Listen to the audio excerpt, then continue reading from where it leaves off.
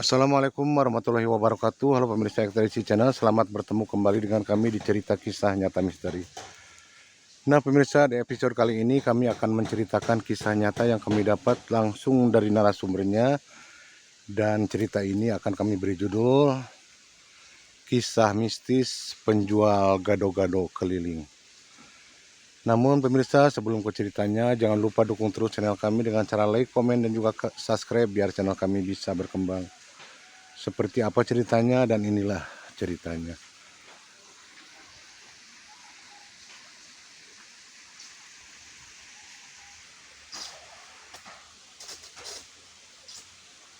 Pemirsa, kisah nyata ini dialami oleh seorang narasumber bernama Ibu Ros berusia 47 tahun.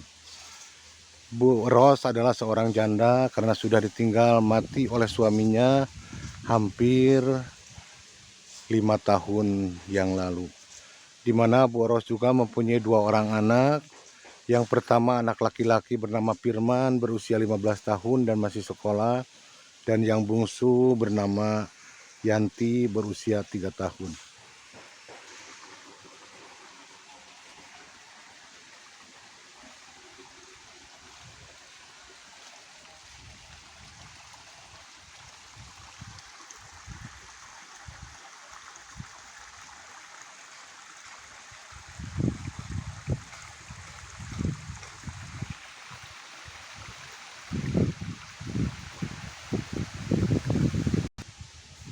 5 tahun setelah Bu Ros ditinggalkan suaminya, terpaksa Bu Ros harus berbanting tulang untuk membiayai hidupnya dan juga kedua orang putranya.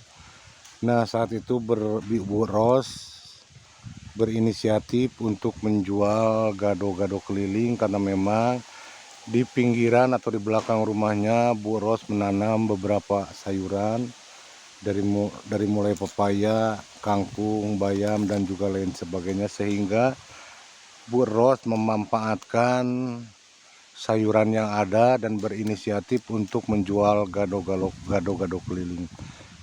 Nah, setelah Bu Ros menjalani usahanya sebagai penjual gado-gado keliling hampir sudah 6 bulan berjalan lancar, meskipun hasil dari jualannya itu tidak seberapa dan hanya cukup untuk makan dan juga membiayai anaknya yaitu Firman dan juga Yanti. Dan pemirsa, Bu Ros itu memiliki kekurangan, memang bawaan dari lahir, jadi cara berjalannya tidak normal seperti kita-kita. Bu Ros seperti kakinya seperti pincang, namun semuanya itu adalah bawaan dari lahir. Namun Bu Ros tidak pernah pantang semangat, tidak pernah pantang menyerah, tetap semangat untuk melakukan pekerjaannya karena memang Bu Ros sangat membutuhkan biaya hidup untuk kedua anak-anaknya. Setiap Bu Ros menjalankan jualannya gado-gado, Bu Ros selalu membawa anaknya yang bernama Yanti karena memang masih kecil, sehingga Bu Ros tidak bisa meninggalkan anaknya di rumah sendirian karena memang kakaknya yang bernama Firman masih sekolah di salah satu SMP. Jadi Yanti itu sering dibawa serta berjualan, meskipun memang jalannya Bu Ros tidak normal. Begitupun juga dengan Yanti, memang masih terlalu kecil sehingga kalau mereka berjualan sangat lambat sekali untuk mencapai lokasi. Nah pemirsa, pada suatu hari Bu Ros menceritakan pernah mengalami hal mistis di saat berjualan gado-gado. Kalau tidak salah Bu Ros masih bisa mengingat waktu itu kejadiannya di hari Jumat tepat pukul 2 siang.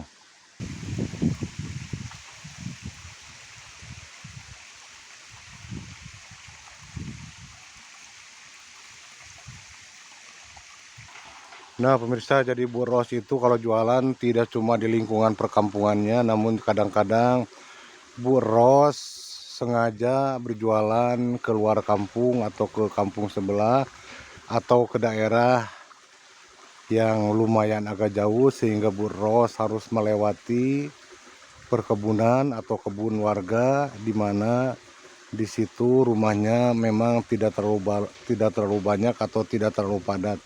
Jadi pada hari Jumat itu Bu Ros dari jam 11 siang Bu Ros mulai berjalan untuk berjualan ke kampung sebelah yang memang harus melewati perkebunan.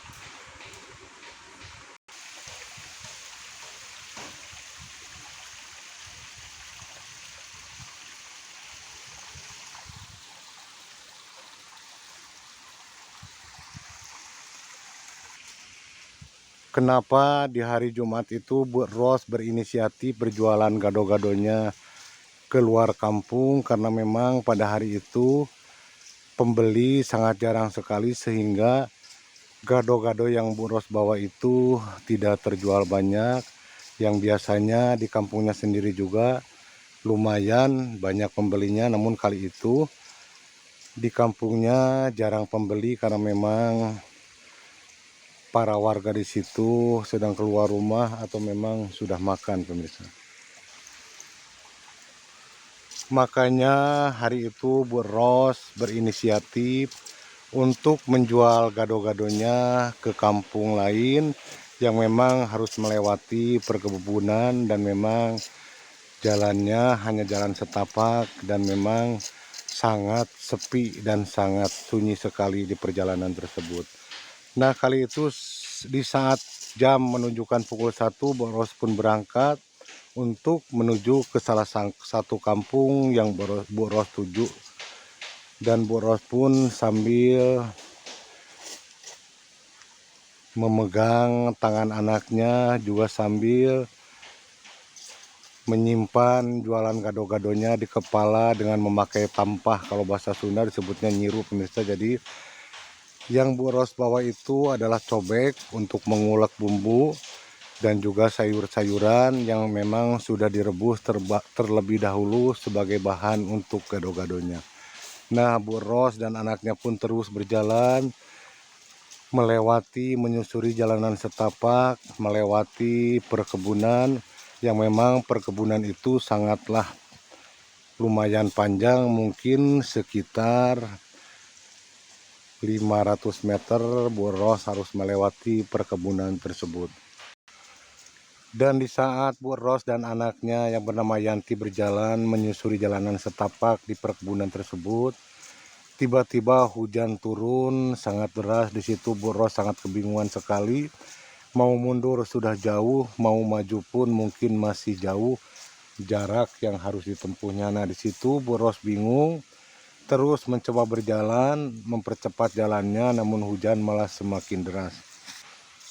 Karena hujan semakin deras, akhirnya Bu Ros mencoba berteduh di salah satu pohon yang lumayan besar. Nah, saat Bu Ros berteduh, tetap saja yang namanya air dari daun-daunan itu membasahi atau mengguyur ke tubuh Bu Ros, begitupun ke gado-gado jualannya. Nah, di situ tiba-tiba dari arah sampingnya sekitar 20 meter ada seorang ibu-ibu yang memanggil Bu Ros.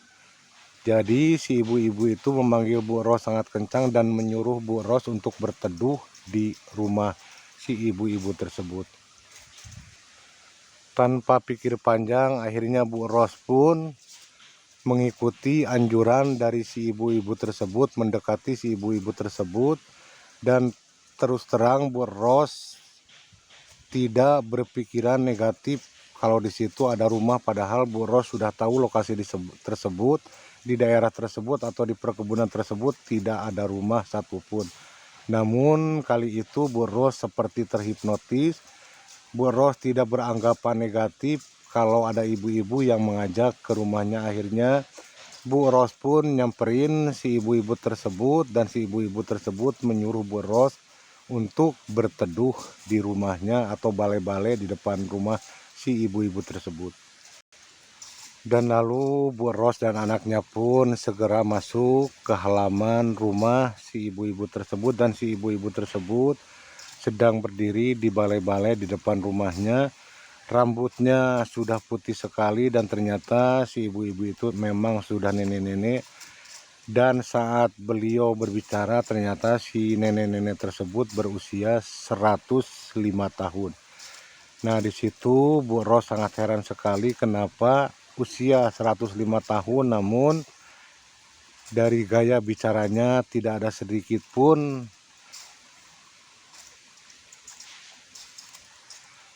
menandakan kalau usianya sudah 105 tahun.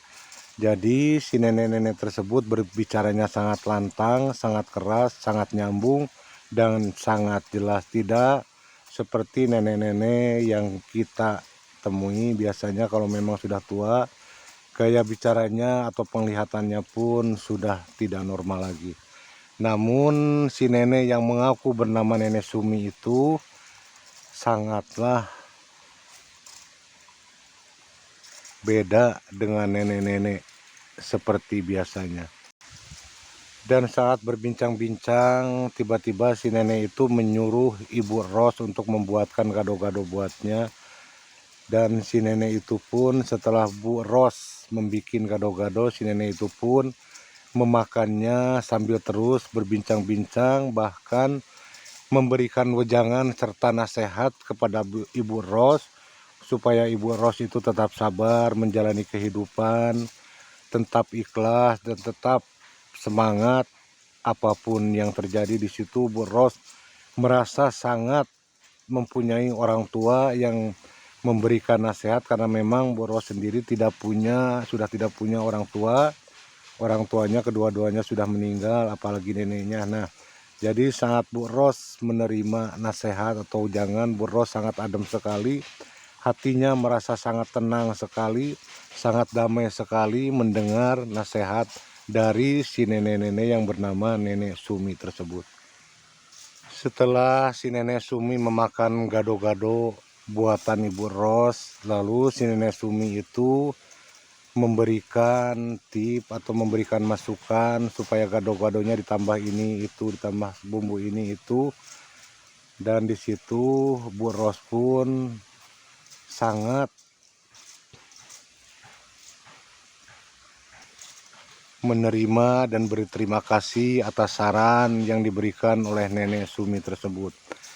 Nah, setelah beberapa lama, mungkin 1 jam dan hujan pun mulai reda, akhirnya si nenek tersebut memberikan uang kepada Sumi. Nah, di situ kepada Ros, maksudnya Nenek Sumi itu memberikan uang kepada Ros. Di situ Ros sangat kaget sekali karena uangnya sangat besar sekali, karena memang di situ Ros belum banyak yang terjual gado-gadonya sehingga Ros tidak ada kembalian kepada si nenek tersebut. Namun si nenek tersebut malah menyuruh Ros untuk membawa uang tersebut tanpa dikembalian, dan uang itu Nenek Sumi mengatakan biarlah untuk anak kamu. Nah, si nenek itu memberikan uang tersebut buat anaknya, Bu Ros. Ros merasa sangat heran sekali karena sangat tidak layak nenek-nenek rumahnya di perkebunan atau di kebun, namun uangnya banyak. Karena biasanya kalau nenek-nenek seperti itu pasti uangnya juga recehan, meskipun ada uang pasti tidak sebanyak itu. Namun kali itu nenek tersebut memberikan uang waktu itu 100.000 1 lembar, dan memang pada waktu itu uang 100.000 itu cukuplah besar. Karena peristiwa ini yang dialami Bu Ros itu sudah cukup lama sehingga uang 100.000 1 lembar itu sangatlah besar di zamannya, pemirsa. Nah, setelah berbincang-bincang dan Bu Ros pun berterima kasih kepada Nenek Sumi atas wejangannya, atas pemberian uangnya. Nah, di situ Bu Ros pamit, dan saat Bu Ros akan pamit, tiba-tiba si nenek itu meminta Bu Ros untuk mendekat terlebih dahulu, dan di situ Bu Ros mendekat, dan akhirnya si nenek tersebut melakukan hal yang sangat aneh sekali, yaitu memegang kening dari Bu Ros. Di situ Bu Ros sangat heran melihat si Nenek Sumi memegang kening Bu Ros dengan jempolnya, dan di situ si Nenek Sumi seperti membacakan mantra atau apa, namun Bu Ros tidak jelas mendengarnya karena terlihat dari gerakan bibirnya seolah sedang membacakan mantra. Dan setelah itu lalu anaknya pun Yanti sama diperlakukan seperti itu oleh si Nenek Sumi tersebut. Dan setelah itu lalu Bu Ros pun pamit bersalaman kepada Nenek Sumi, dan Ros pun serta anaknya Yanti terus berjalan meninggalkan lokasi tersebut. Dan yang anehnya pemirsa, saat Bu Ros berjalan hampir 10 langkah dari rumah tersebut, tiba-tiba hujan turun lagi sangat deras. Dan di situ Bu Ros berinisiatif untuk kembali lagi ke rumah si nenek tadi, Nenek Sumi tersebut. Namun saat Ibu Ros berbalik arah untuk menuju ke rumah si Nenek Sumi, tiba-tiba Bu Ros sangat heran sekali karena Bu Ros tidak melihat adanya rumah di tempat tersebut. Bu Ros sangat heran sekali, padahal baru 5-10 langkah rumah itu ditinggalkan. Tiba-tiba saat Bu Ros kembali lagi ke rumah tersebut sudah tidak ada atau tidak ada sama sekali. Di saat Bu Ros merasakan kebingungan dengan apa yang barusan saja terjadi, di situ Bu Ros melihat seperti ada kuburan. Nah, karena penasaran, di situ ada kuburan dengan batu nisannya yang cukup besar, dan saat Bu Ros mendekat ternyata pemirsa, di batu nisan tersebut bertuliskan nama Sumi yang meninggal sudah hampir beberapa puluh tahun yang lalu, karena di situ masih terlihat jelas batunya atau tulisan di batu nisan tersebut bukan dari cat, melainkan batunya yang diukir atau ditata dibentuk tulisan.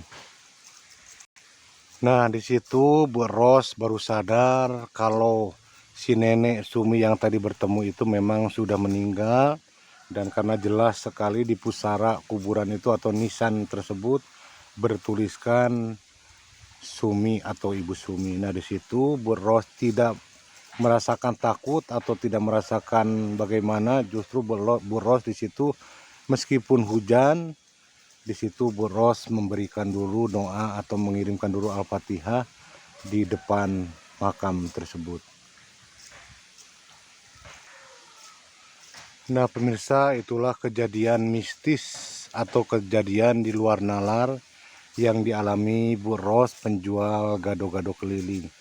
Nah setelah kejadian itu, mungkin kebetulan atau mungkin ada sangkut pautnya dengan kejadian itu, akhirnya 5 bulan setelah kejadian itu Bu Ros mendapatkan suami orang luar daerah, dan si suaminya tersebut alhamdulillah sangat menyayangi, dan alhamdulillah akhirnya Bu Ros pun hidup senang, tidak berjualan gado-gado lagi karena memang suaminya lumayan cukup berada.